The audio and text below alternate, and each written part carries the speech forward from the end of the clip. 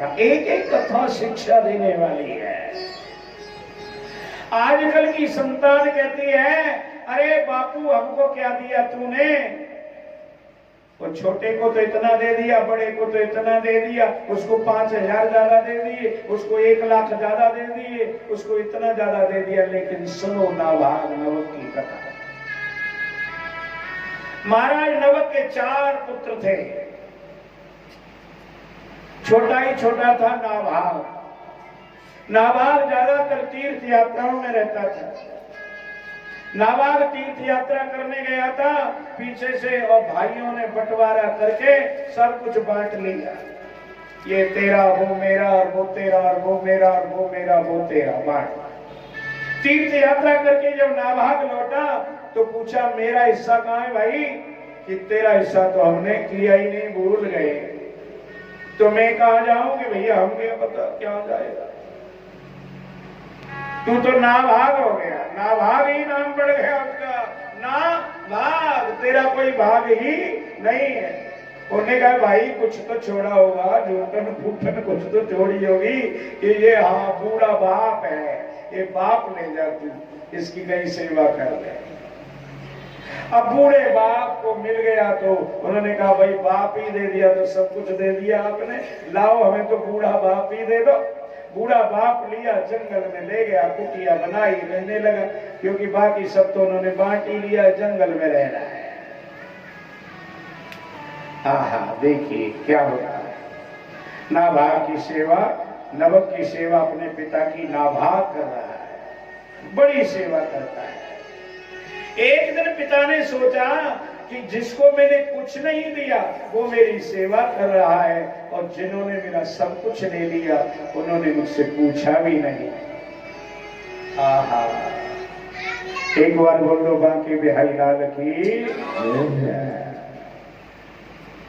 नाभाग के मन में, नवक के मन में आया, इस मेरे बेटा को मैंने कुछ नहीं दिया। बेटा इधर आ। हाँ पिताजी, तू बड़ा ज्ञानी है, तू सारे वेद जानता है, शास्त्र जानता है। यहां से थोड़ी दूर उत्तर दिशा में विश्व देवा यज्ञ कर रहे हैं और स्वर्ग जाने के लिए यज्ञ कर रहे हैं। उनके पास विपुल संपत्ति है, बहुत सारी संपत्ति है। वो यज्ञ करते हैं, पिछला वाला मंत्र भूल जाते हैं। सारा यज्ञ बढ़िया कर लेते हैं लेकिन पिछला मंत्र भूल जाते हैं। तुम पिछला मंत्र बोल देना, उनकी यज्ञ सफल हो जाएगी। धरती पे पड़ा हुआ अटंबार जो धन है उनके किसी मतलब का नहीं, वो तुमको दे जाएंगे, उससे तुम्हारी जिंदगी बढ़िया टप जाएगी। नाभाग ने कहा पिताजी जैसी आज्ञा। नाभाग चला जंगल में, विश्व देवाओं को ढूंढा। वहां जाकर के जब वो लास्ट मंत्र बोल रहे तो भावेश होकर के, भाव के कारण, कभी कभी मंत्र याद होता है लेकिन भाव में ऐसे विभोर हो जाते हैं कि वो मंत्र की विस्मृति हो जाती है। खूब याद है, दिन रात बोलते हैं, नित्य नैम में भी बोलते हैं, लेकिन भावेश होने के कारण मंत्र की विस्मृति हो जाती है। मेरे प्यारे हो, हुआ क्या कि विस्मृति हो गई, और विस्मृति होने के कारण मंत्र नहीं बोल पाए विश्वदेवा, लेकिन नाभाग ने बीच में से लपक लिया और मंत्र पूरा कर दिया। मंत्र पूरा होते ही यज्ञ सफल हो गई। उनके लिए विमान आ गया, वो विमान पर सवार हो गए और चलने लगे बैकुंठ के लिए।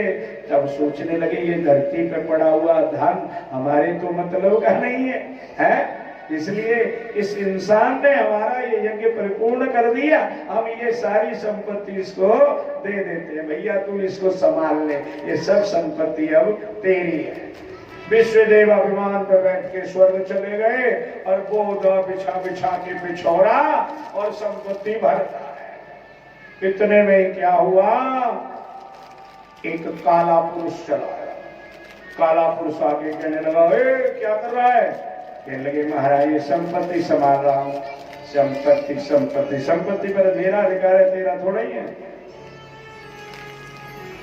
और नाभाग कहने लगा तुम्हारा अधिकार है तो जी तुम ले लो। कहीं नहीं, तुझको किसने भेजा? कि मेरे पिता ने भेजा। क्या नाम है तुम्हारे पिता का? मेरे पिता का नाम है नवग, मनुपुत्र नवग है। अच्छा, तो नवग से कह देना कि इस पर तो हमारा अधिकार है, हम अपना अधिकार लेने आए हैं। तो पिता कह दे कि भाई तेरा है तो तू ले जाना, और मेरा है तो मैं ले जाऊंगा, मैं यही बैठा हूं। जब नवग दौड़ के आए, नाभाग से कहा महाराज ऐसे से बात है, वहां जैसे हुआ कहा आपने वैसे ही सब कुछ हो गया, लेकिन एक काला पुरुष आया है, वो कह रहा है इस पर मेरा अधिकार है। नाभाग कहने लगे, नवग कहने लगे बेटा नाभाग, वो कोई और नहीं है काला पुरुष, वो साक्षात भोले बाबा शंकर बाबा हैं, और सत्य में ही बची हुई सामग्री पर अधिकार होता है भोले बाबा का। इसलिए और उनको कह देना तुम ले जाओ, मेरे पिताजी ने कह दिया पर प्रणाम कर लेने दो, अपने स्वरूप में आ जाओ। अब नवग गए, वहां जाकर के चरणों में प्रणाम किया, कहा महाराज संपत्ति आप ले जाओ, लेकिन असली रूप हमको दिखा दो। नकली रूप में क्यों आए हो, असली रूप दिखाओ हमें। अब भोले बाबा ने अपना रूप दिखाया, चरणों में प्रणाम किया, कुछ स्तुति की। अब भोले बाबा तो भोले बाबा है, ये तो ऐसे हैं कि पिलपिला अमरूद चलाओ वो भी ढुलक के नीचे।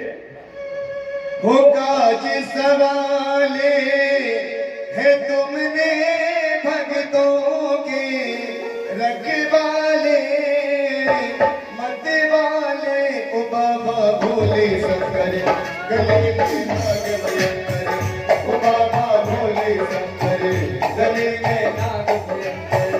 काज सवाले है तुमने भक्तों के रखवाले, मत वाले बाबा भोले शंकर, गले में नाग भयंकर, ओ बाबा भोले शंकर, गले में नाग भयंकर। बोले शंकर भगवान की जय।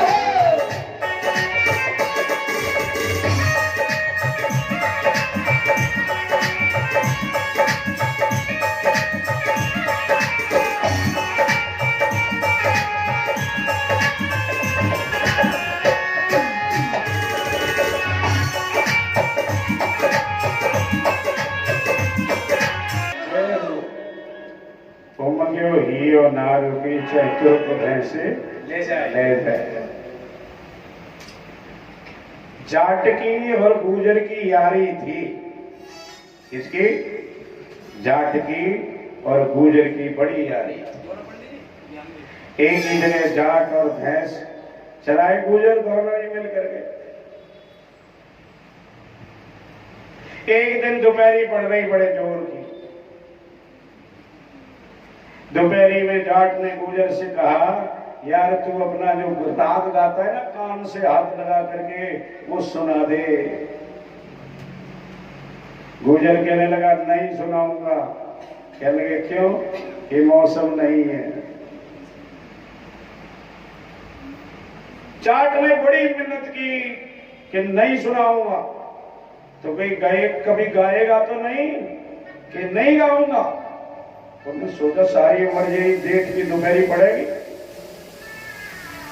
तो भाई एक एक भैंस की शर्त लगी, जे तू गाया कभी तो भैंस ले जाऊंगा, तो यहां ले जाना। अब क्या होता है जी कि जेठ गया, आषाढ़ गया, सावन का महीना आया। सावन के महीने में चौखा लगी झर, दे में गुजर की भेज गई चमड़ी। जब चमड़ी गुजर की भेज गई तो पेड़ के नीचे बैठ करके और गाने लगा। और उसको ये तो पता था जाट कहीं इर्द गिर्द ही खड़ा होगा, पर अब मन जो है उसका उल्हारे ले रहा है अंदर से, इसलिए कान से हाथ लगा के गुजर गाता है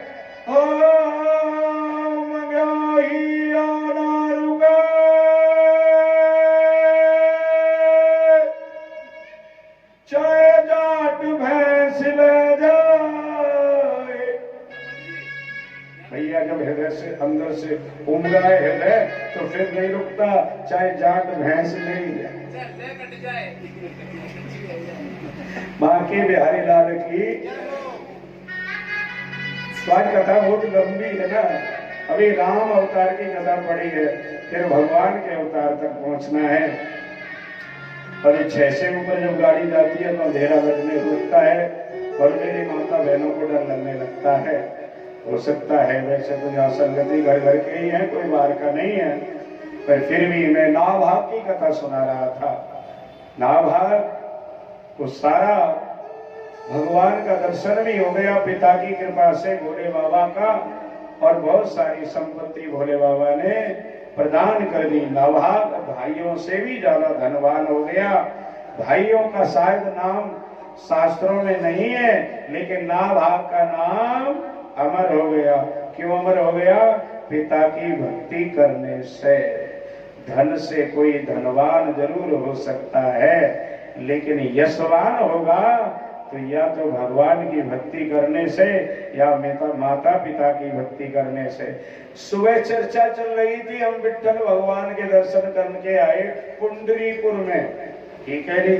अब मैं ये पूछता हूँ कि वो पुंडरीपुर में भगवान की विठ्ठल की पूजा ईंट पे क्यों होती है? सिंहासन पे क्यों नहीं बैठे हैं वहां पे वो? क्या उनके लिए सिंहासन नहीं?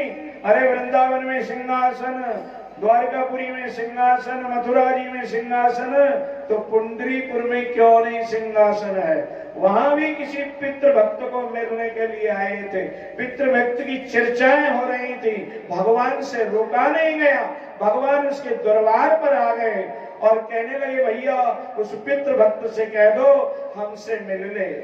वो केवल माता पिता की सेवा करता था और किसी मंदिर नहीं जाता, किसी गुरुद्वारे नहीं जाता, किसी देवी देवता को नहीं मानता, अपने माता पिता में ही सभी देवी देवताओं को मानता था।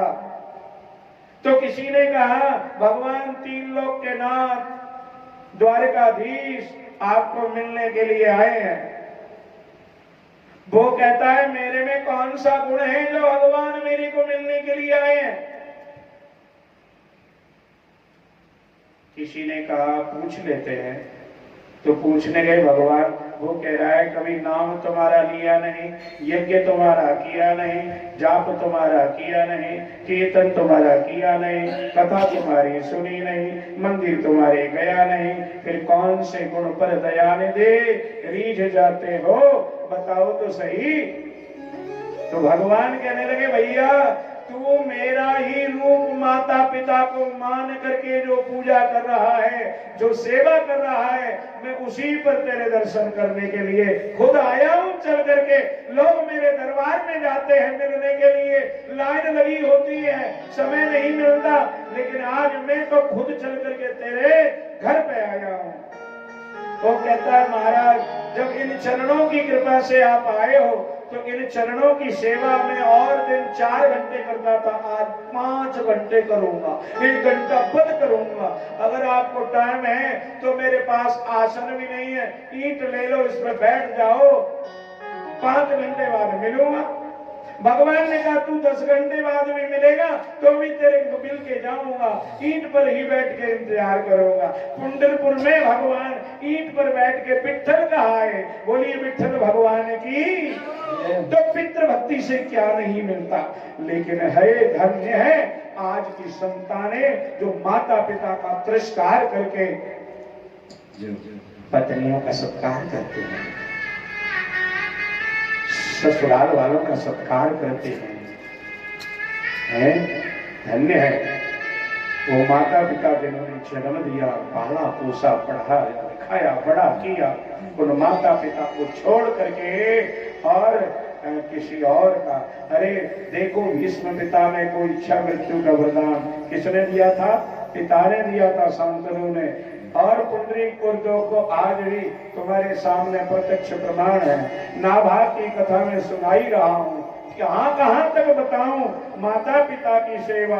अनुचित उचित विचार तज जो पा नहीं पितु बहन, रामायण में भी लिख दिया बाबा सूरदास जी ने। क्या लिखा है? अनुचित उचित विचार तजे जे पालहि पितु बहन, भाजन सुख सुजस के दसही अमर पति है। अनुचित उचित विचार तज।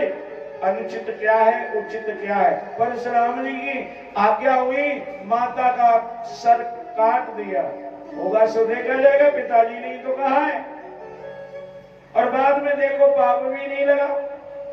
माता की हत्या का कितना बड़ा पाप होता है, लेकिन पिता की आज्ञा के कारण नहीं मिल लगा। अनुचित उचित विचार तज जो पालहि पितु में, ते भाजन सुख सुझ सके। भाजन कहते हैं जो हकदार कौन है, काहे के, सुख के और सुजस के। यश भी मिलता है, सुख भी मिलता है, और दसई अमरपति है न, और बिल्कुल इंद्र के पास में निवास करते हैं। वो लोग जो माता पिता की सेवा करते हैं, पर जो नहीं करते उनकी तो राम ही जाने भैया। बाकी बिहारी लाल की जय। सुना भारती कथा हमने आपको श्रवण कराई, शिक्षा मिलती है। एक कथा आती है